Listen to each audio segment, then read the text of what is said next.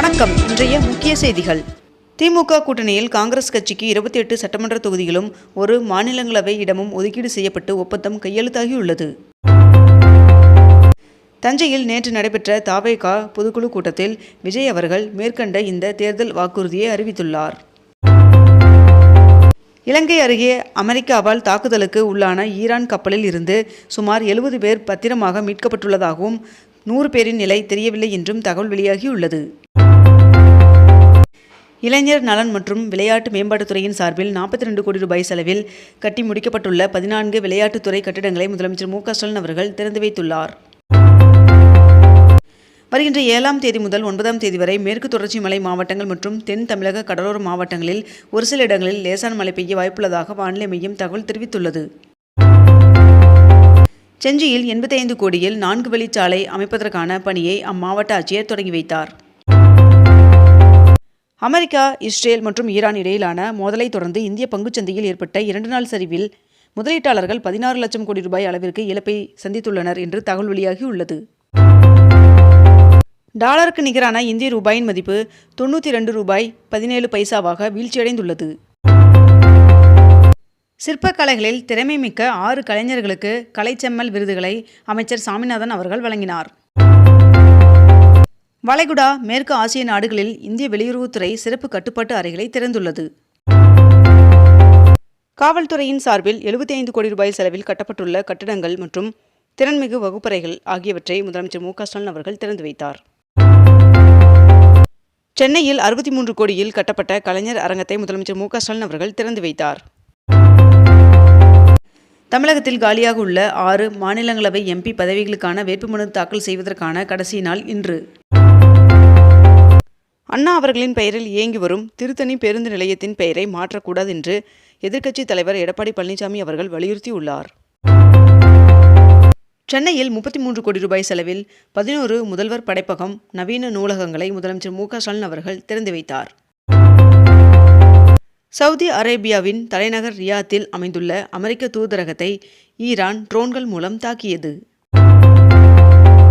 மேற்காசிய நாடுகளில் சிக்கியுள்ள இந்தியர்களை மீட்க இன்று 58 விமானங்கள் இயக்கப்பட உள்ளதாக தெரிவிக்கப்பட்டுள்ளது. 22 கேரட் ஆபண தங்கத்தின் விலை சவரனுக்கு ஒரே நாளில் 2120 ரூபாய் அதிகரித்து ஒரு சவரன் 1,21,600 ரூபாயாகவும் 1 கிராம் 15,200 ரூபாய்க்கும் விற்பனை செய்யப்பட்டு வருகிறது. இதனைத் தொடர்ந்து 1 கிராம் வெள்ளியின் விலை கிராமிற்கு 20 ரூபாய் குறைந்து 1 கிராம் வெள்ளி 295 ரூபாய்க்கு விற்பனை செய்யப்பட்டு வருகிறது. பாஜக தேசிய தலைவர் நிதின் நபீன் அவர்களை மாநிலங்களவை வேட்பாளராக பாஜக அறிவித்துள்ளது. பொள்ளாச்சி அடுத்த ஆனைமலை மாசாணியம்மன் கோவில் உண்டியலில் பக்தர்கள் காணிக்கையாக 89 லட்சம் ரூபாய் செலுத்தியுள்ளனர் என்று தெரிவிக்கப்பட்டுள்ளது. அமெரிக்காவும் இஸ்ரேலும் தாக்குதலை தொடங்கியதிலிருந்து இதுவரை ஈரானில் 787 பேர் கொல்லப்பட்டுள்ளதாக ஈரானிய ரெட் கிரசன்ட் அமைப்பு தெரிவித்துள்ளது. டிஎன்பிஎஸ்சி குரூப் 2 மற்றும் 2A பதவிக்கான தேர்வு வருகின்ற 15ஆம் தேதி நடைபெற உள்ளது. இதற்கான ஹால் டிக்கெட் தற்பொழுது வெளியிடப்பட்டுள்ளது. நடப்பு கல்வியாண்டில் 19 வெளிநாட்டு பல்கலைகள் இந்தியாவில் கால் பதிக்கின்றன என்று ஒன்றிய அமைச்சர் தர்மேந்திர பிரதான் அவர்கள் தகவல் தெரிவித்துள்ளார். டெல்லியில் ஆண்டிற்கு 2 இலவச LPG சிலிண்டர் வழங்கும் திட்டத்தை குடியரசுத் தலைவர் தொடங்கி வைத்தார். சர்வதேச மகளிர் தினத்தன்று பெண்களுக்கு 3 முக்கிய திட்டங்களை வெளியிட ஆந்திர முதல்வர் சந்திரபாபு நாயுடு அவர்கள் அதிகாரிகளுடன் ஆலோசனை நடத்தி வருகிறார் என்று தகவல் வெளியாகியுள்ளது. வளைகுடா நாடுகளில் பணிபுரிந்து வரும் 1 கோடி இந்தியர்களை மீட்கும் பணி தொடங்கப்பட்டுள்ளதாக தெரிவிக்கப்பட்டுள்ளது. ஈரான், இஸ்ரேல் இடையிலான போரின் போது துபாயில் சிக்கி தவித்த இந்திய பேட்மிண்டன் வீராங்கனை PV சிந்து அவர்கள் பாதுகாப்பாக இந்தியா வந்தடைந்தார். ஈரான், இஸ்ரேல் போர் காரணமாக சர்வதேச விமான கட்டணங்கள் உயர்ந்துள்ளதாக தெரிவிக்கப்பட்டுள்ளது. அஞ்சலக சிறு சேமிப்பு திட்டங்கள் மூலம் சேலம் மாவட்டத்தில் கடந்த 5 ஆண்டுகளில் மட்டும் 11,598 கோடி ரூபாய் வசூல் செய்து சாதனை படைத்துள்ளதாக அம்மாவட்ட ஆட்சியர் தெரிவித்துள்ளார்.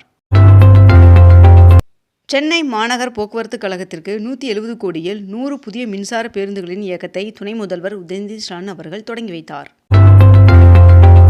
ஏவுகணை தாக்குதலுக்கு இடையே ஈரானில் நிலநடுக்கம் ஏற்பட்டுள்ளது. இது ரிக்டர் அளவுகோலில் 4.3 பதிவாகியுள்ளது.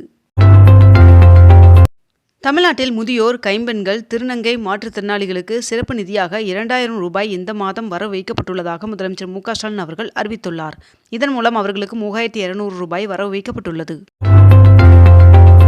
நடப்பு நிதியாண்டான 2025-26ஆம் ஆண்டிற்கான ஊழியர் வருங்கால வைப்பு நிதிக்கான PF வட்டி விகிதம் 8.25% நிர்ணயம் செய்யப்பட்டுள்ளது.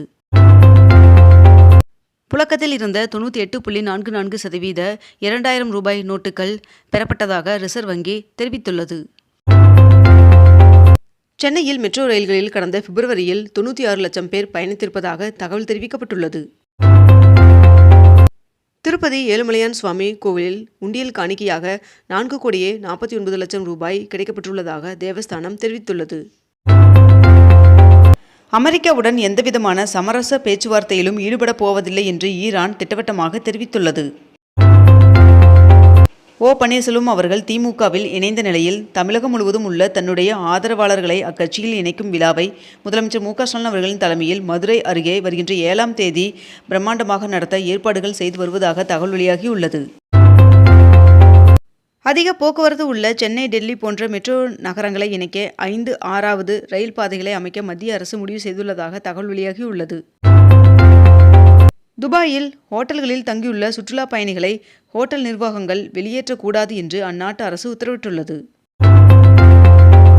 நாகை, இலங்கை இடையிலான பயணிகள் கப்பல் சேவை வருகின்ற 6ஆம் தேதி மீண்டும் தொடங்கப்படுவதாக அறிவிக்கப்பட்டுள்ளது. ஈரான் மீதான தாக்குதலை தொடர்ந்து இந்தியாவில் சட்ட ஒழுங்கை பாதுகாக்க மாநில நிர்வாகங்களுக்கு ஒன்றிய அரசு சுற்றறிக்கை அனுப்பியுள்ளது. வேலூர் மாவட்டத்தில் கடந்த 2 நாட்களாக நடந்த நிலப்பரப்பில் வாழும் பறவைகள் கணக்கெடுப்பில் 110 பறவை இனங்கள் இருப்பதாக வனத்துறையினர் தெரிவித்துள்ளனர். பெரம்பலூர் மாவட்டத்தில் 5 ஆண்டுகளில் 960 ஏக்கர் தரிசு நிலங்கள் விளைநிலங்களாக மாற்றப்பட்டுள்ளதாக தகவல் தெரிவிக்கப்பட்டுள்ளது. திருவெற்றியூர் அன்னை சிவகாமி நகரில் 4 கோடி ரூபாய் மதிப்பீட்டில் புதிதாக அமைக்கப்பட்ட படகு குழாமையை மாநகராட்சி மேயர் பிரியா அவர்கள் பொதுமக்களின் பயன்பாட்டிற்காக திறந்து வைத்தார். சென்னையில் 1261 கோடி ரூபாயில் கட்டப்பட்ட 5367 புதிய அடுக்குமாடி குடியிருப்புகளை முதலமைச்சர் மு. க. ஸ்டாலின் அவர்கள் திறந்து வைத்தார். தமிழக வட மாவட்டங்கள் மற்றும் கடலோர மாவட்டங்களில் மார்ச் மாதம் முதல் மே மாதம் வரை வெப்ப அலை அதிகரிக்கும் என்று இந்திய வானிலை ஆய்வு மையம் தகவல் தெரிவித்துள்ளது. துணை முதல்வர் உதயநிதி ஸ்டாலின் அவர்கள் சென்னை 1000 விளக்கு மற்றும் அண்ணா நகர் சட்டமன்ற தொகுதிக்குட்பட்ட பகுதிகளில் முடிவுற்ற திட்டப்பணிகளை திறந்து வைத்தார். மதுரைக்கு நேற்று வருகை தந்த பிரதமர் நரேந்திர மோடி அவர்கள் 4400 கோடி ரூபாய் மதிப்புள்ள பல்வேறு திட்டங்களுக்கு அடிக்கல் நாட்டினார். இத்துடன் இன்றைய தலைப்புச் செய்திகள் நிறைவடைகின்றன. மேலும் இதுபோன்ற அண்மை தகவல்களை உடனுக்குடன் தெரிந்து கொள்ள அக்னிபூ சேனலை சப்ஸ்கிரைப் செய்து கொண்டு தொடர்ந்து இணைந்திருங்கள். நன்றி, வணக்கம்.